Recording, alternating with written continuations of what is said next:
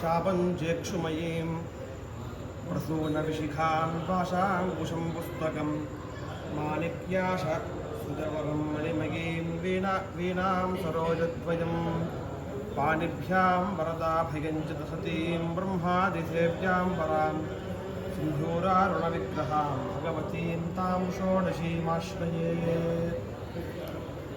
अस्मच्छ्रीगुरुचरणारविन्दाभ्यां नमो नमः।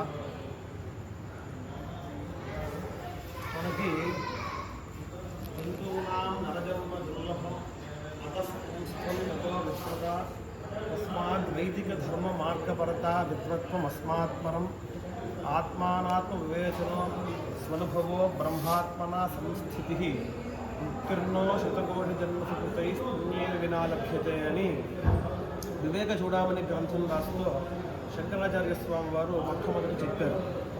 అంటే 84 లక్షల జీవరాశుల్లో నరజన్మ అనేది లభించడం చాలా దుర్లభమైనటువంటి విషయం. ఎందుకంటే ఎంతో పూర్వపుణ్య విశేషం ఉంటే కానీ నరజన్మ లభించదు. ఎందుకని అంటే ఈ జన్మలో జీవుడికి వివేకము అట్లాగే వాక్కు అనే 2 విశేషాలు ఉంటాయి. ఆ వివేకంతో వాక్కును ఉపయోగించి కర్మానుష్ఠానం ద్వారా చిత్తశుద్ధిని పొందడమే ప్రధానమైనటువంటి ప్రయోజనం. అందులో పురుష జన్మ పొందడం అనేది ఇంకా విశేషం. స్త్రీ జన్మ పొందినా కూడా ముక్తి అనేది సాధారణంగా లభించదు. పురుష జన్మ పొందాలి. దాంట్లో కూడా 4 వర్ణాశ్రమ ధర్మాలు మనకి కనిపిస్తున్నప్పటికీ బ్రాహ్మణ జన్మ ఏదైతే విప్రహ అని చెప్పబడుతున్నాడో ఆ విప్రజన్మ పొందడం వలన మాత్రమే మోక్షాన్ని పొందుతాడు. విప్రుడు అంటే ఎవరు అంటే జన్మన బ్రాహ్మణో జ్ఞేయ సంస్కారై ద్విజ ఉచ్యతే విద్యయా యాతి విప్రత్వం ఇది శ్రోత్రియ ఉచ్యతే అన్నారు. అంటే జన్మతో వాడు బ్రాహ్మణుడు మాత్రమే అవుతాడు. సంస్కారై ద్విజ ఉచ్యతే. సంస్కారం అంటే ఉపనయన సంస్కారం వల్ల వాడు ద్విజుడు అవుతాడని. తర్వాత విద్యయా యాతి విప్రత్వం, విద్య వేదాధ్యయనం చేయడం వల్ల విప్రుడు అని అనబడతాడు. ఈ 3 చేయడం వల్ల శ్రోత్రియుడు అని అనబడతాడు.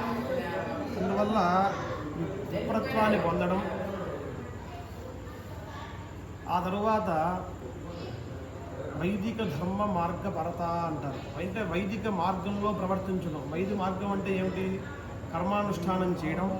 ఈ కర్మానుష్ఠానానికి అంతర్గత్వ పరమ ప్రయోజనం ఏమిటంటే చిత్తైకాగ్ర్యాన్ని సాధించి తద్వారా బ్రహ్మజ్ఞానాన్ని పొంది ముక్తి పొందడమే. జన్మనః ఫలం కిం అంటే జన్మరాహిత్యమేవ అని చెప్తారు. అంటే జన్మ పొందడం అంటే జన్మరాహిత్యం పొందడమే మనం పరమ ప్రయోజనంగా చెప్తారు శాస్త్రకారులు. ఇటువంటి జన్మరాహిత్యం పొందాలి అంటే సంస్కారముల చేత మన మనస్సు ఎంతో సంస్కరింపబడి ఉంటే కానీ అటువంటి స్థితిని పొందరు.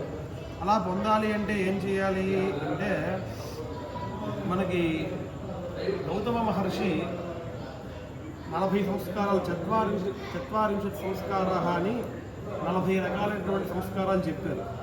వాటిలో జాతకర్మ, గర్భాధానం, సీమంతం, ఉపవనం, జాతకర్మ, నామకరణము ఇవన్నీ చెప్పుకుంటూ వస్తూ ఆ తర్వాత ఇవాళ ఈ స్థితికి ఒక యజ్ఞం చేయాలి అంటే దాని ముందర ఎంత ప్రక్రియ చేయాలి దాన్ని గౌరవిస్తారా, ఎన్నో సంస్కారాలు చేయాలి. ఇట్లా ఈ పుంసవనం మొదలగు ఉపనయన పర్యంత వరకు సంస్కారాలన్నీ చేసిన తర్వాత వాడు వేదాధ్యయనం చేయాలి. వేదాధ్యయనం అనేది చాలా కష్టమైనటువంటిది, చాలా దుర్లభమైనటువంటిది. ఆ వేదాధ్యయనం చేసి తర్వాత 4 వేదవ్రతాలను ఉంటాయి. ఆ వేదవ్రతాలు చేసి గోదాన వ్రతం చేసి విద్యా స్నాతకుడు, వ్రత స్నాతకుడు అని 2 రకాల స్నాతకులు ఉంటారు. ఆ స్నాతక వ్రతం కూడా చేసుకుని తర్వాత వివాహం చేసుకుని గృహస్థాశ్రమాన్ని స్వీకరించాలి. ఈ ప్రతి ఆశ్రమంలోనూ త్రైవర్ణికులకి అగ్నిఉపాసన అనేది ప్రధానంగా ఉంటుంది. సన్యాసాశ్రమం ఒకరికి తప్ప బ్రహ్మచర్యాశ్రమంలోనూ, గృహస్థాశ్రమంలోనూ, వానప్రస్థాశ్రమంలో కూడా అగ్నిఉపాసన అనేది ఉంటుంది. గృహస్థాశ్రమంలో గృహ్యాగ్ని స్వీకరించిన తరువాత ఆ గృహ్యాగ్నిలో వివాహమైన తర్వాత వచ్చే పర్వలోనే అన్వారంభని చేయమని చెప్పింది శాస్త్రం. అప్పుడు ప్రారంభించి అన్వారంభని, ఆ తర్వాత ఇంకా 7 పాకయజ్ఞములు అని ఉంటాయి. ఆ పాకయజ్ఞాలన్నీ ఆచరించాలి. వైశ్వదేవము, ఆ అట్లా మొదలగు పాకయజ్ఞాలన్నీ ఆచరించి ఆ తరువాత సప్త హవిర్యజ్ఞాలని చెప్పి దర్శపూర్ణమాసము, అగ్నిహోత్రం, ఆధానము, ఇవన్నీ కూడా ఆగ్రయణము ఇవన్నీ ఆచరించి నిరుడు పశుబంధము. ఆ తరువాత సప్త సోమ సంస్థలు అంటారు. ఆ సోమ సంస్థలు కూడా 40 సంస్కారముల్లో కూడా భాగమైనటువంటివే ఆ సప్త సోమ సంస్థలు కూడా.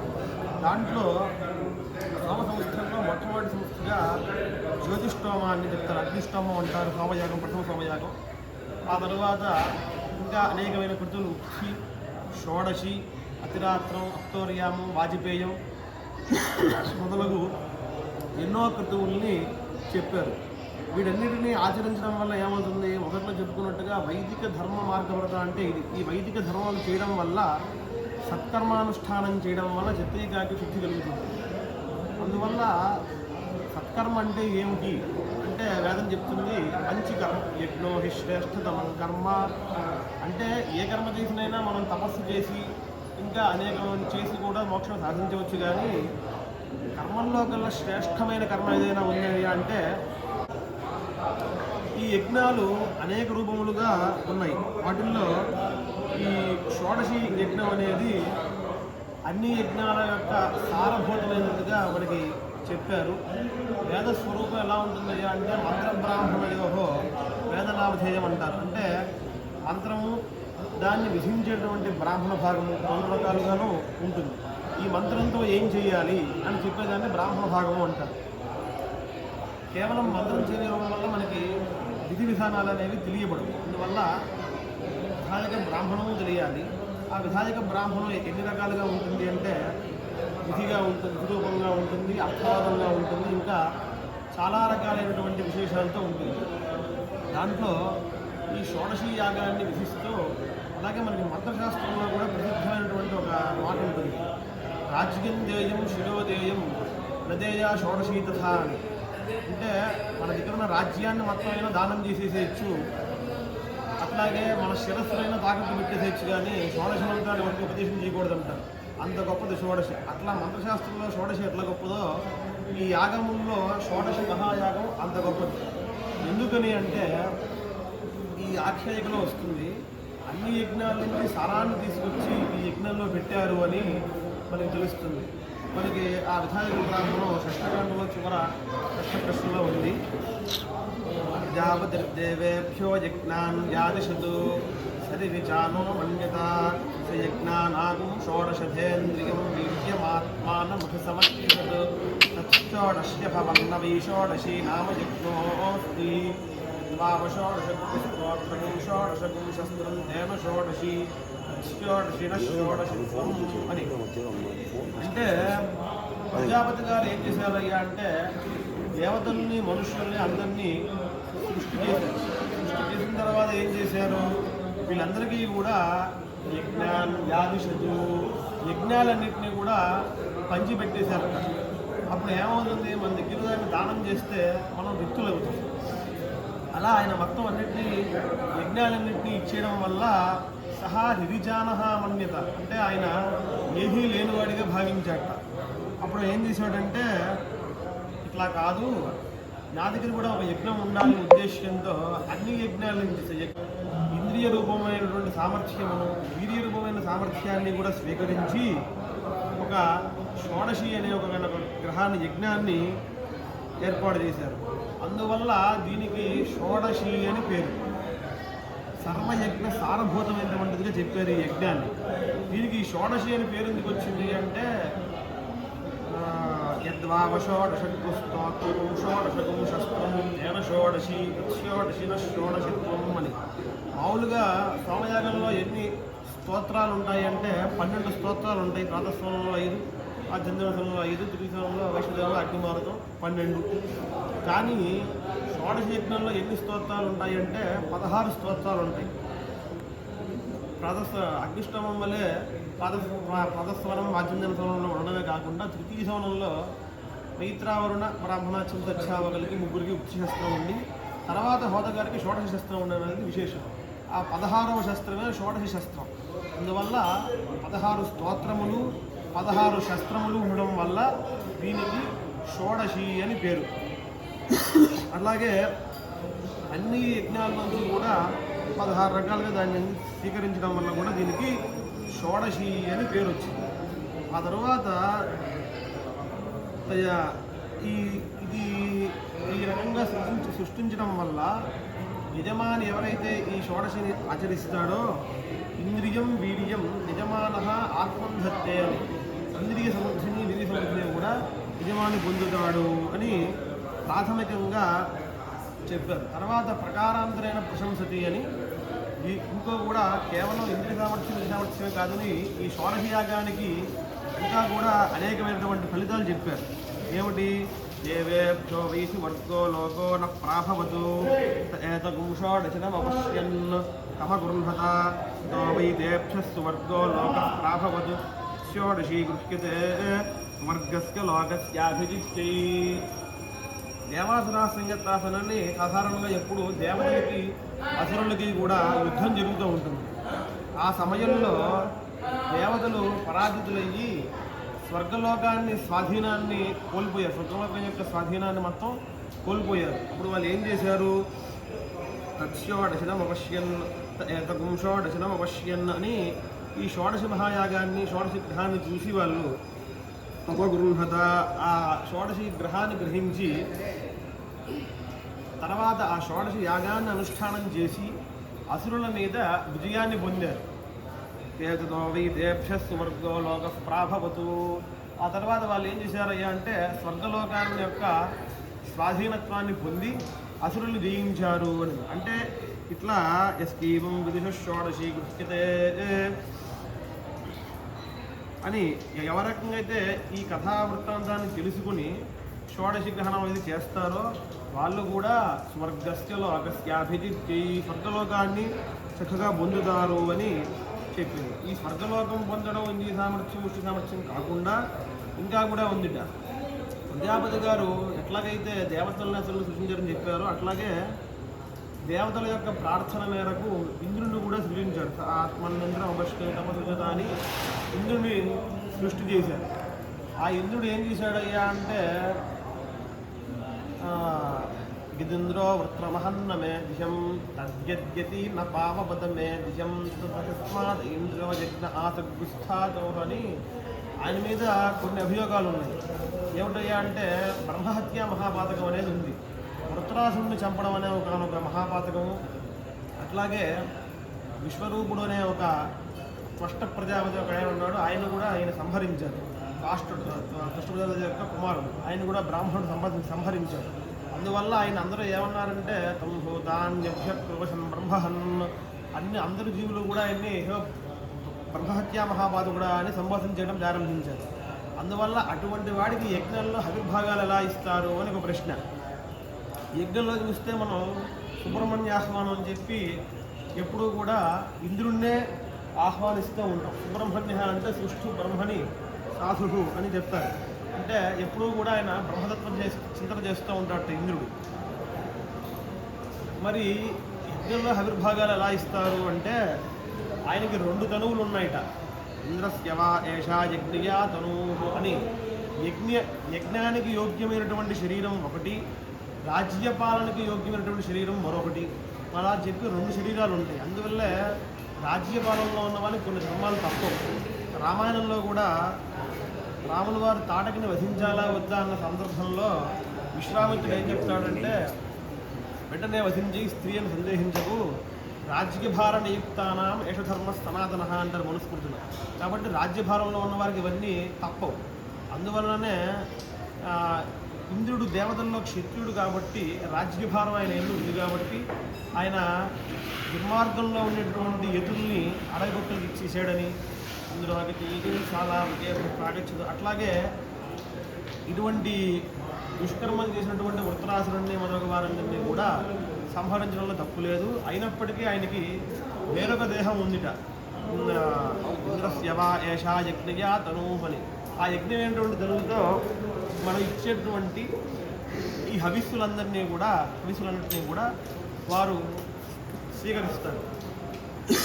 అట్లాగే ఆయన అనుకున్నట్ట ఇంద్రో వై దేవానా మానుజ వర ఆసీదని దేవతలందరిలో కల్లా చిన్నవారు ఎవరు అంటే వేదం చెప్తుంది, అగ్నిర్వై దేవానాం అమమః విష్ణు పరమః అని.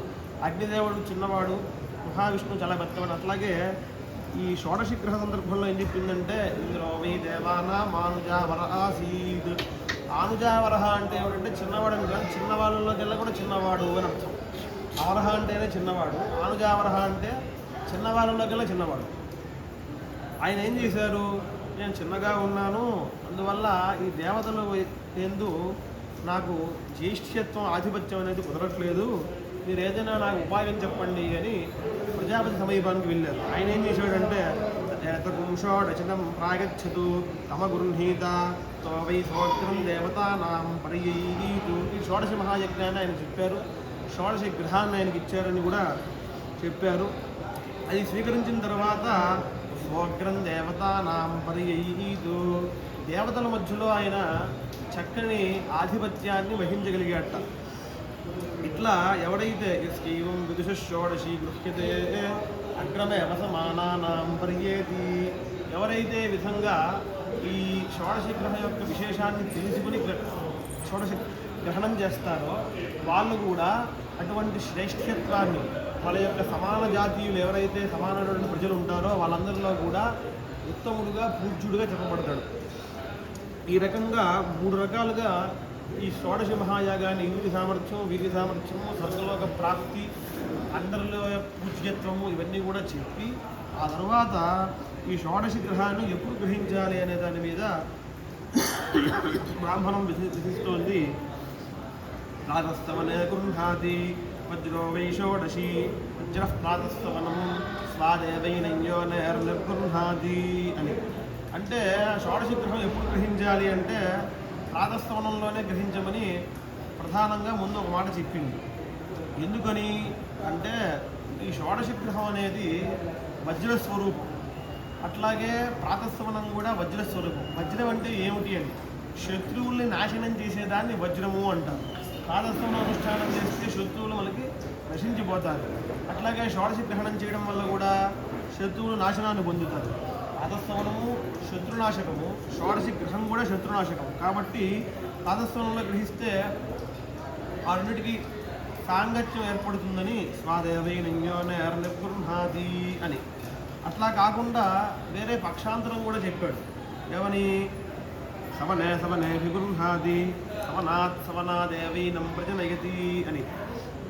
అంటే కేవలం ప్రాతస్తవనంలోనే కాకుండా ప్రతి సవనంలోనూ గ్రహించమని కూడా ఒక పక్షాంతరం చెప్పారు షోడశ గ్రహానికి.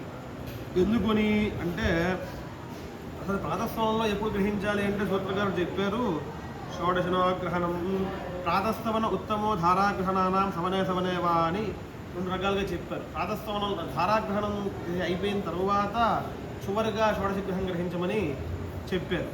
అదొక పక్షం అయిన తర్వాత సవనే సవనే గృహాతి అని ప్రతి సవనంలోనూ గ్రహించమని కూడా ఒక పక్షాంతరంగా చెప్పారు. కేవలం నిత్యంగా కాకుండా కామ్యంగా కూడా ఈ యొక్క షోడశి గ్రహణం అనేది ఉంది. తృతీయ సవనే పశుకామస్య గృహీయాత్ అని. వజ్రో వై షోడశి పశవస్తృతీయ సవనం వజ్రేణైవాస్మై తృతీయ సవనాత్ పశూనవరుంధే అని. అంటే ఎవరైతే పశుకామః, పశువులంటే ఏమిటి అంటే వేదం చెప్తుంది 2 రకాల పశువులు ఉన్నాయి. ద్విపాత్ పశువులు, చతుష్పాత్ పశువులు అని. ద్విపాత్ పశువులు అంటే మనుషులందరూ 2 కాళ్ళు కలిగినటువంటి పశువులు ద్విపాత్ పశువులు మనమందరం. చతుష్పాత్ పశువులు అంటే గోవు మొదలగువన్నీ కూడా చతుష్పాత్ పశువులు అంటారు వాటిని. ఈ 2 రకాలైనటువంటి పశువుల్ని అంటే ప్రజా సంపత్తి, పశు సంపత్తి కూడా మనకు కలగాలి అంటే తృతీయ సవనంలో గ్రహించండి అని చెప్పారు. మొత్తం పూర్వం సవనే సవనే గృహాది అని చెప్పడం వల్ల నిత్యంగానే తృతీయ సవనంలో గ్రహించమని చెప్పబడగా మళ్ళీ ఎందుకు తృతీయ సవనంలో విధిగా చెప్పడం అంటే ఒకే గ్రహణానికి నిత్యము కామ్యము 2 కుదురుతాయా అని ఒక ప్రశ్న. కుదురుతాయి అని చెప్పాలి. ఎందుకంటే ఇప్పుడు మీమాంస అధికరణంలో చెప్తారు, ఖాదిరో యూపో భవతి అని మనకి సాధారణమైన విషయం. యూపం దేంతో చేయాలి అంటే ఖాదిరోక్షంతో చేయాలి. అట్లాగే ఖాదిరం వీర్యకామస్కి కుర్వీత అని, ఖాదిరం వీర్యకామస్కి యూపం కుర్వీత అని కూడా వచనం ఉంది. అంటే ఏమిటి, ఒక ఖాదిర వృక్షంతో చేసిన యూపమే వీర్యకాముడికి అదే విధించాడు, నిత్యత్వేని కూడా అదే విధించాడు. అట్లాగే సవనే సవనే గృహాతి అని చెప్పుడు చేత ప్రతి శవనంలోనూ షోడశ గ్రహణం చేయమని, ద్వితీయ శవనే పశుకామస్య గృహీయాదని చెప్పడం వల్ల పశుకాముడు ఏదైతే ఉన్నాడో ప్రజా సంపత్తి పశు సంపత్తి కావాలనుకున్నవాడు వాడు కూడా ఈ షోడశ గ్రహణాన్ని చేయమని దీని యొక్క కాలం చెప్పారు. కాలం చెప్పిన తర్వాత ముందర అధికారి భేదం కాలభేదం చెప్పిన తర్వాత కర్తృభేదం కర్మభేదం చేత ఏ కర్మల్లో దీన్ని గ్రహించాలి ఎక్కడైతే గ్రహించకూడదనే దాన్ని కూడా విధిస్తోంది బ్రాహ్మణం. ఏమని మోక్ష్యే గృహీయాద్ ప్రజా వై పశవస్థాని ఇదుఖ్యే గృహీయాద్ ప్రజాం పశువునస్య నర్తహేద్ అని. అంటే ఉత్సయాగంలో గ్రహించొద్దు అని చెప్పింది. ఎందుకని ఉత్స్యకృతుగతానాం శస్త్రాణం ప్రజాపశురూపత్వ ఉత్స్యయాగంలో ఉన్నటువంటి ఈ శస్త్రములు ఇవన్నీ ఏవైతే ఉన్నాయో అవన్నీ కూడా ప్రజాపశు రూపములు. ఈ షోడశి గ్రహాలలో పూర్వం చెప్పుకున్నట్టుగా వజ్రోవి షోడశి అని చెప్పుకున్నాం. అందువల్ల ఈ ఉత్స్యయాగంలో కనుక ఈ షోడశి గ్రహం గ్రహిస్తే ఈ ప్రజలకు పశువులకి కూడా దాహం అంటే నాశనం ఏర్పడుతుందనే ఉద్దేశంతో నోక్ష్య గృహీయాదని ఒక విధానం ఉంది. అయితే వేరే శాఖాంతరంలో ఉత్స్యయాగంలో కూడా గ్రహించవచ్చు అని ఒక మాట ఉంది. తుల్యబల విరోధేసైతే వికల్ప అని మీమాంసా న్యాయంలో చెప్తారు వాళ్ళు. అంటే రెండు సమానమైనటువంటి శృతులు ఎక్కడైతే ప్రవర్తిస్తాయో అక్కడ వికల్పం చెప్తారు. అర్ధరాత్రి షోడశి నాడు ప్రసిద్ధమైంది ఉంటుంది. అట్లాగే ఉత్స్యయాగంలో శాఖాంతరంలో చెప్పడం వల్ల దాన్ని గ్రహించవచ్చును కూడా ఉంది. అందువల్లే సూత్రకారులు నోక్ష్య గృహీయాద్వా అని రెండు రకాలుగాను చెప్పి ఉన్నారు. ఆ తర్వాత దీన్ని కేవలం అనేక యాగాల్లో విధించడం కాకుండా కామ్యత్వేన కూడా ఒకనొక యాగంలో విధించారు. అది రాత్రే పశుగామస్య గృహీయాత్ వజ్రో వై షోడశి వజ్రే నైవాస్మి పశూన వరుధ్య రాత్రియో వరిష్టాచ్చమయతి అని. పశుకామ అంటే ఏమిటంటే అంటే ఇందాక చెప్పుకున్నట్టుగా రెండు రకాల పశువులు, త్రిపాత్ పశువులు చతుష్పాత్ పశువులు. ఈ రెండింటిని ప్రజా సంపత్తి పశు సంపత్తిని పొందడానికి అతిరాత్ర యాగంలో ఈ షోడశి గ్రహణం అనేది చేయమని చెప్పారు. కానీ పూర్వం చెప్పుకున్నట్టుగా షోడశి గ్రహణం వజ్రస్వరూపం, అది గ్రహిస్తే ప్రజల్ని పశువుల్ని దహింపజేస్తుంది అని అన్నారు కదా. మరి దీంట్లో మాత్రం ఎలా గ్రహిస్తావు అంటే అప్పుడు చెప్తుంది వేదం మనకి, వజ్రే నైవాస్మై పశువున వరుధ్య. ఈ షోడశ గ్రహం గ్రహించడం వల్ల వాడు పశువును పొందుతాడు. ఆ తర్వాత దానికి దాహం ఏర్పడకుండా ఉండాలంటే అతిరాత్ర యాగంలో రాత్రి పర్యాయాలని 12 స్తోత్రాలు 12 శస్త్రాలు అవి ఉంటాయి. రాత్రియో అపరిష్టాక్షమయతి. ఆ శస్త్ర పఠనం ఆ స్తోత్ర పఠనం వల్ల ఈ పొందబడినటువంటి పశు సంపత్తి ప్రజా సంపత్తిని కూడా రక్షింపబడుతుంది. దానికి ఎటువంటి దాహము లేకుండా రాత్రియో అపరిష్టాక్షమయతి అని. ఇది కాకుండా అధికారి భేదం చేత కృతభేదం చేత ఇంకొక విధానం కూడా చెప్పింది.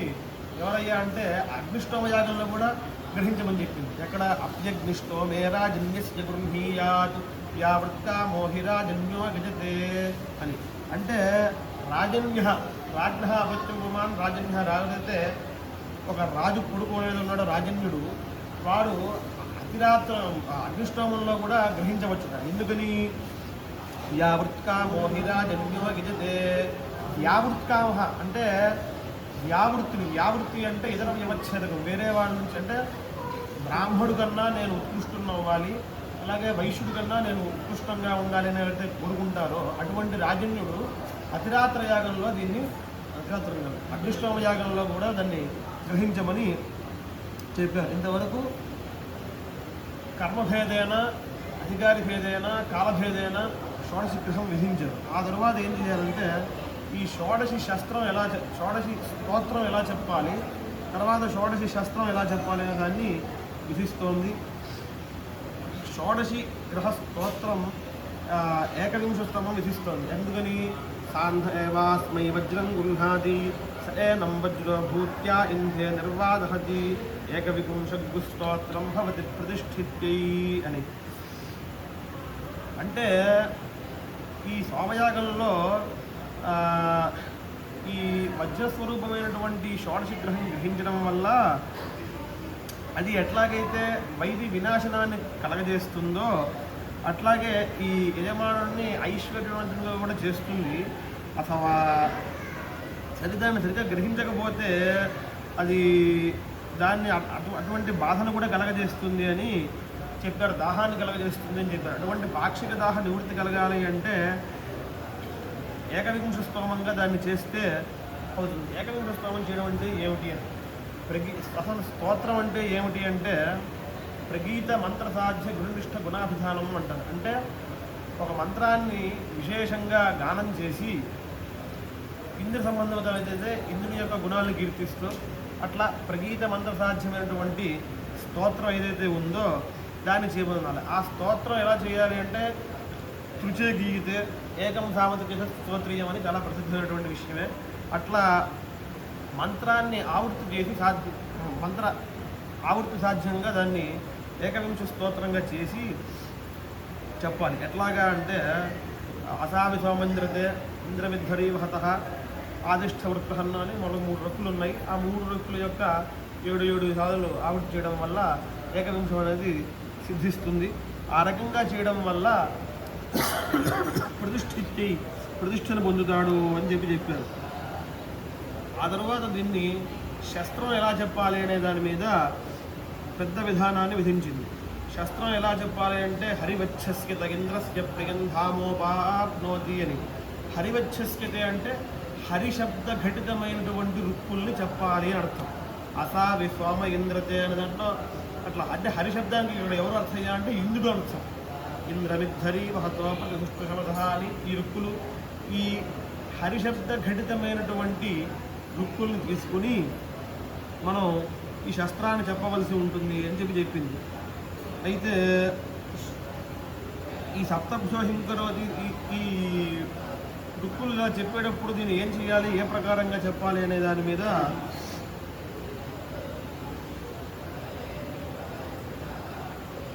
ఛందోగ బ్రాహ్మణంలో ఇలా ఉంది. సప్తభ్యోహింకరోతి సత్యృభిస్తృభి ఏకయా అని చెప్పి దాని విధానం చెప్పారు. అంటే దీనిలో 2 రకాలుగా ఉంటుంది ఈ శస్త్రము అని చెప్పారు. విహృతము అవిహృతము అని 2 రకాలుగా ఉంటుంది అని చెప్పారు. విహృతం అంటే ఏమిటి అంటే నానావిధ ఛందసాం రుచాం సమ్మేళన నిష్పాదితం విహృతం అని, యథావతవస్థితం అవిహృతము అని. అంటే అనేక రకాలైన ఛందస్సులు ఉంటాయి ఈ షోడశ శస్త్రంలో. దాంట్లో ఏదైతే 2-3 రకాల ఛందస్సులను కలిపేసి తయారు చేస్తారో దాన్ని విహృతం అని, యథావంగా ఉన్నటువంటి దాన్ని అవిహృతము అంటారు. దాన్ని ఎట్లా కలపాలి అంటే దాని ప్రకారాన్ని ఆ విహరణ ప్రకారాన్ని కూడా చెప్పింది. కనీ యాగం శివై దేవేషు ఛందాగుస్యాసన్ను చియాయాగుస్తిషురేషు తే దేవా కనీగసా ఛందసా జియాగశ్చందభిషకం సంతతో వై తే సురానాల్లోకం వృంజతగత్కనీగసా ఛందసా జియాగశ్చందభిషకం సద్భాతిర్గశ్రీవదల్లోకం వృందే అని ఆత్మావహంతు మొదలగు గాయత్రి పరమైనటువంటి ఛందస్సులు ఇంకా చాలా ఛందస్సులు దీంట్లో ఉన్నాయి. అయితే దీన్ని ఎలా కలపాలి అనే దాని మీద కొంత వివరణ చెప్పున్నారు విద్యారణ్య స్వామి వారు.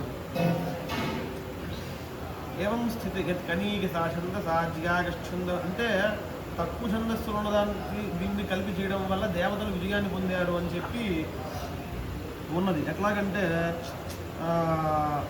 త్రిపదా గాయత్రి, అష్టాక్షరా గాయత్రి, చతుర్వింశత్యక్షరా గాయత్రి అని 3 రకాలుగా మనం చెప్పుకున్నట్టుగా చతుర్వింశత్యక్షరా గాయత్రి ఛందస్సు అని చెప్పుకున్నాం. పంక్తి ఛందస్సుకి ఎన్ని ఉంటాయి అంటే చతుర్వింశత్యక్షరాని అని 40 అక్షరాలు ఉంటాయని పంక్తి ఛందస్సు చెప్పుకున్నాం. దాంట్లో అష్టాక్షరపాదై పంచభి 40 పంక్తి ఇది శాస్త్రానుసారం పంక్తిఛంద పంచపదయుక్తం 40 అక్షరయుక్తం చ భవతి అని. యద్యేవం శంస్యం విహరేత్ పదానాం వ్యవధాయ అర్థత శంసేత్ అని.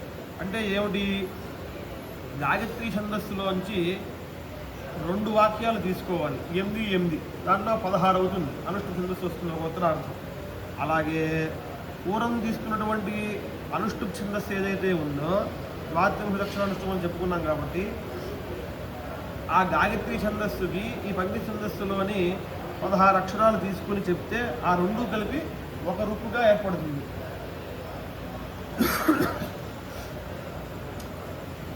పశ్చాత్ పంక్తిఛందసః పంచమపూర్వయో సంయోజనేన అనుష్ఠుప్ఛందః షోడశసంఖ్యాకే ఉత్తరార్థే సిద్ధే 20 ద్వితీయం అనుష్ఠుప్ఛందః సిద్ధ్యతి అని ఒక రకంగా ఒక విహరణం చెప్పారు. ద్వితీయ విహరణంలో షోడశ గతాసు రుక్షు ఏకారుకు 28 అక్షర 28 అక్షరాలు కలిగినటువంటి ఒక రుక్కు, అలాగే 30 అక్షరాలు కలిగినటువంటి ఒక రూపు అలా ఉన్నాయి. వాటిల్లో అవి కూడా కొన్ని అక్షరాలు తగ్గించి కొన్ని అక్షరాలు షడక్షర అనేది రేచిగింటి అని 38లోంచి 32 తీసుకుని 6 అక్షరాలు అడ్డుపెట్టడం వల్ల 6 మిగులుతాయి. షడ్వారతవరుతూనేవ ప్రీణాతి అట్లా మిగిల్చడం ఇట్లా చేయడం వల్ల షడ్ఋతువుల్ని ప్రీతి చెందించేసిన వాడు అవుతాడు. అంటే ఏమిటి, ఇట్లా అనుష్ఠానం చేయడం వల్ల ప్రతి ఋతువు అభిమాని దేవత కూడా తృప్తి చెంది ఆ ఋతువుల్లో ఏదైతే వర్షము మొదలగు సంభవించాలో అవన్నీ కూడా సంభవించేట్టుగా వారిని అనుగ్రహిస్తాయి అని. చత్వారి పూర్వ అన్యవ కల్పయంతి, ఈ మిగిలిన 4 కూడా పూర్వం కలపడం. ఇలా చేయడం వల్ల ఆ యొక్క శస్త్రం అనేది ఏదైతే ఉందో దానికి సమగ్రమైనటువంటి రూపం కలిగి అది ఆ శస్త్రం పఠించడం వల్ల మనకి అనేకమైనటువంటి విశేషాలు కలుగుతాయి. చతుష్పద ఏవ పశూనవరుంధే ద్వే ఉత్తరే ద్విపద ఏవావరుంధే అనుష్ఠుమపి సంపాదయంతి అని ఆ విధానం అంతా కూడా చెప్పి ఉన్నారు. అందువల్ల ఈ అనుష్ఠుప్ ఛందస్సులో ఇవన్నీ కూడా విభాగం చేసి తీసుకురావడం వల్ల తాత్పర్యం ఏంటి అంటే వాగ్వా అనుష్ఠుపు అని. అంటే అనుష్ఠుప్ ఛందస్సు వాక్ స్వరూపం. వాక్ చెప్పడం కారణం ఏమిటి అంటే తస్మాత్ ప్రాణానాం వాగుత్తమా అని. ప్రాణముల్లోకెల్లా ఉత్తమమైనది ఏమిటి అంటే వాక్యే. ప్రాణం అంటే ఇంద్రియములు అని అర్థం. ఇంద్రియాల్లోకెల్లా ఉత్తమమైనది వాక్. ఆ వాక్కు మనుష్యుడికి మాత్రమే ఉంటుంది. దాన్ని ఉపయోగించి మనం యజ్ఞయాగ జనుష్ఠానాలు చేయడం వల్ల సకల శ్రేయస్సుల్ని పొందుతాము అని చెప్తారు. సమయాభిషిక్తే సూర్యే షోడశిన స్తోత్రం ఉపాకరోది అన్నీ చెప్పిన తర్వాత చివరికి ఈ షోడశి శస్త్రాన్ని ఎప్పుడు చెప్పాలి అనే దాని మీద సమయాభిషిక్తే సూర్యే షోడశిన స్తోత్రం ఉపాకరోది అని ప్రారంభించింది. అంటే ఏమిటి అంటే సూర్యుడు సగం అస్తమించి ఉండగా ఈ స్తోత్ర ఉపాకరణం చేయమని చెప్పారు. అయితే ఇక్కడ ఒక మీమాంసాధికరణం ఉన్నది, అది చెప్పి ముగించేస్తాను. మీమాంసాధికరణం చెప్పకుండా సంప్రదాయం కాదు కాబట్టి మామూలుగా మనకి చాతుర్మాస్యంలో మరుభ్య శాంతపనేభ్యో మధ్యం దినే చురుం అని విధివాక్యం ఉంటుంది. దాన్ని అనుసరించి మాధ్యాహ్న కాలంలో ఆ కృత్యము చేయమని ఉండగా ఏదైనా ఒక దైవిక విపత్తు వల్ల అది కళ్ళకి సాయంత్రం దాకా వస్తే అప్పుడు ఏం చేయాలి అనే ఉద్దేశంలో అగ్నిహోత్రానుష్ఠానం చేయాలి. సాయంకాలం అయితే అగ్నిహోత్రానుష్ఠానం చేయాలా, ముందర ఇష్టి చేయాలా అనే సందర్భంలో ఇష్టి పూర్తి చేయాలంటే అక్కడికి ఆపి అగ్నిహోత్రం చేసిన తర్వాతే ఇష్టి చేయాలి అని చెప్పి ఒక న్యాయం ఉన్నది మీమాంసలో. అట్లాగే ఈ సమయాంశతే సూర్య అని చెప్పినప్పుడు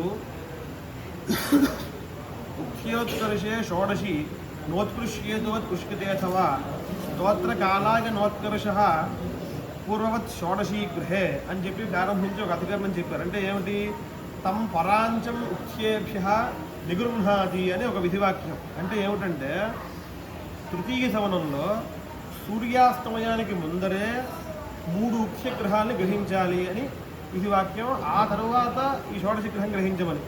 ఏదైనా క్వచిత్ దైవాది ఉఖ్యగ్రహా అస్తమయాదూర్ధం ఉత్కర్షేత్.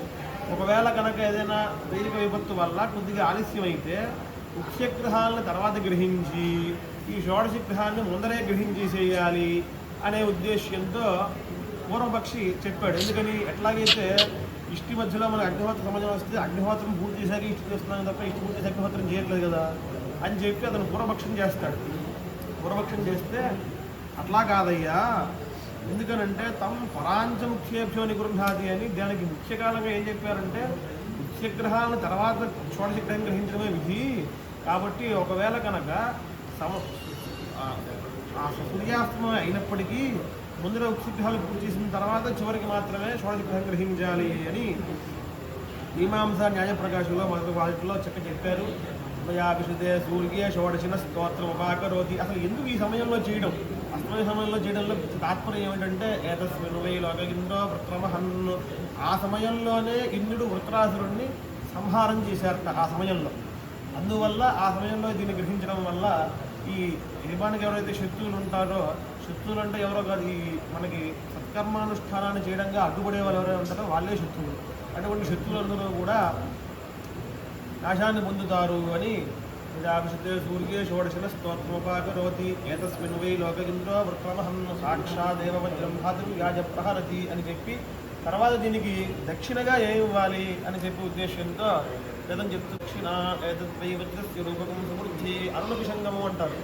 అంటే అరుణ మిశ్రిత పిశంగ వర్ణముతో కూడినటువంటి ఒక అశ్వాన్ని ఇవ్వాలి అని చెప్పారు. ఎందుకంటే యజ్ఞంలో దక్షిణ ఇవ్వడం అనేది చాలా ముఖ్యమైనటువంటి విధానం. అతో యజ్ఞ స్వదక్షిణ అని, దక్షిణ లేకపోతే యజ్ఞం అంతా కూడా నిష్ఫలమైపోతుంది. ఇప్పుడు మనం పూర్వం చెప్పుకున్నట్టుగా చత్వారింశత్ సంస్కారాల్లో ఈ సప్త సోమ సంస్థలు కూడా ఎట్లాగైతే సంస్కారంగా చెప్పుకున్నామో వీటన్నింటిలో కూడా దక్షిణ అనేది ఇవ్వాలి. ఇన్ని సంస్కారాలు మనం చేయడానికి అవకాశం లేకపోయినా ఏదైతే వేదాధ్యయనం, తద్వారా అగ్ని ఉపాసన, ఉపస్థాశ్రమ స్వీకరణం, సప్త పాకయజ్ఞములు ఇవన్నీ కూడా చేయలేకపోయినప్పటికీ ఎవరైతే ఇటువంటి మహనీయులు చేస్తూ ఉంటారో వాళ్ళందరికీ కూడా మనం యథోచిత ద్రవ్య సహాయం చేయడం వల్ల మనం కూడా యథాకథంచిత్ తత్ఫలభాక్లో మనం కూడా అయ్యేటటువంటి అవకాశం ఉంటుంది. అందువల్లే ఆ మంత్రాన్ని పారాయణం చేయడం వల్ల కూడా మనకి ఆ ఫలితం కలుగుతుందని యజ్ఞం కృతమతి దేదేన దేనాస్యేష్టం భవతి అని ఏ కృతుల తాలూకా మంత్రములు మనం పఠిస్తూ ఉంటామో ఆ కృతు తాలూకా కొంత ఇది కూడా మనకు ఫలితం కలుగుతుంది అని చెప్తారు. ఎందుకంటే భాష్యకారులు ఒకటి చెప్పారు, యజ్ఞం అంటే ఏమిటంటే బహువ్యయ ప్రయాస సాధ్యములు అంటారు. అంటే బహువ్యయం అంటే చాలా ఖర్చు ఉంటుంది యజ్ఞానికి. యజ్ఞంలో పడేటువంటి ఖర్చు అంటే చాలా ఎక్కువ.